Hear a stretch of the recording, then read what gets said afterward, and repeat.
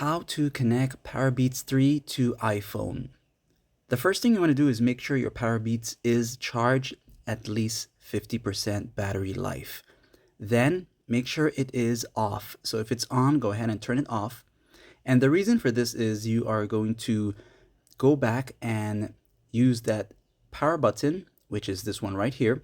You're going to hold down that button while it's off and keep holding it until you see the white light, and don't let go. Keep holding it like this here.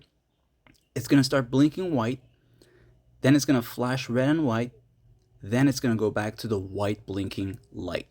Now, once you get it to do that, it means the Powerbeats is now in a pairing mode state, and you want to do this just for the first time so that you can get it to show up on your iPhone and connect it. So now that it's blinking white on your iPhone, you're going to look for the settings. And once you go into the main settings of your iPhone, you're going to look for the Bluetooth, then turn it on.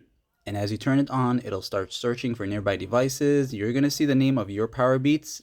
Mine has a different name and yours is going to be different. So once you see this, just go ahead and connect.